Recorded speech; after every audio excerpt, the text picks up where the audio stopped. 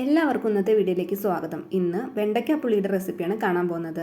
തേങ്ങയൊന്നും അരയ്ക്കാതെ വളരെ പെട്ടെന്ന് ഉണ്ടാക്കിയെടുക്കാൻ പറ്റും. അപ്പോൾ അതെങ്ങനെയാണെന്ന് കണ്ടു നോക്കാം. വെണ്ടയ്ക്കപ്പുളി ഉണ്ടാക്കാനായിട്ട് ആദ്യം വെണ്ടയ്ക്ക ഒന്ന് വറുത്തെടുക്കണം. അതിനായിട്ട് ഒരു ചട്ടി അടുപ്പത്ത് വെച്ചിട്ട് അതിലേക്ക് കുറച്ച് വെളിച്ചെണ്ണ ഒഴിച്ചു കൊടുത്തിട്ട് കഴുകി വൃത്തിയാക്കി മുറിച്ച് വെച്ചിരിക്കുന്ന വെണ്ടയ്ക്കയും കുറച്ച് ഉപ്പും ചേർത്തിട്ട് നന്നായിട്ടൊന്ന് വറുത്തെടുക്കുക. ഇത് ഈ ഒരു പരിവാണ് പാകം. എന്നിട്ട് ഇത് മറ്റൊരു പാത്രത്തിലേക്ക് മാറ്റിയെടുക്കാം. ഇതേ എണ്ണയിലേക്ക് കുറച്ചുകൂടി വെളിച്ചെണ്ണ ചേർത്ത് കൊടുക്കുക. എന്നിട്ട് കടുകിട്ട് പൊട്ടിച്ചെടുക്കുക. ഉലുവയും ചേർത്ത് കൊടുക്കുക. അതിനുശേഷം നീളത്തിൽ അരിഞ്ഞു വെച്ചിരിക്കുന്ന സവാള, വറ്റൽമുളക്, കറിവേപ്പിലെല്ലാം ചേർത്തിട്ട് നന്നായിട്ടൊന്ന് വഴറ്റിയെടുക്കുക. സവാള ഏകദേശം ഈ പരിവായതും അതിലേക്ക് അരിഞ്ഞു വെച്ചിരിക്കുന്ന തക്കാളിയും പച്ചമുളകും ചേർത്തിട്ട് നന്നായിട്ടൊന്ന് വഴറ്റിയെടുക്കുക.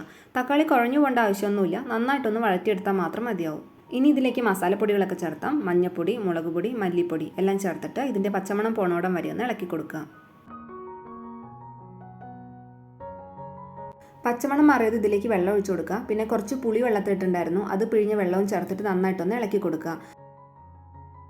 ഇതുപോലെ തിള വരാൻ തുടങ്ങുമ്പോൾ തീ ലോ ഫ്ലെയിമിലേക്ക് മാറ്റിയിട്ട് അടച്ചു വെച്ചിട്ട് പുളിയുടെ പച്ചമണം പോണോടം വരെ ഒന്ന് തിളപ്പിച്ചെടുക്കണം. ഇപ്പോൾ പുളിയുടെ പച്ചമണമൊക്കെ പോയിട്ടുണ്ട്. ഇനി ഇതിലേക്ക് ആദ്യം നമ്മളൊന്ന് വഴറ്റി വെച്ച വെണ്ടയ്ക്ക ഉണ്ടല്ലോ, അത് ചേർത്ത് കൊടുത്തിട്ട് നന്നായിട്ടൊന്ന് ഇളക്കി കൊടുക്കുകയാണ്.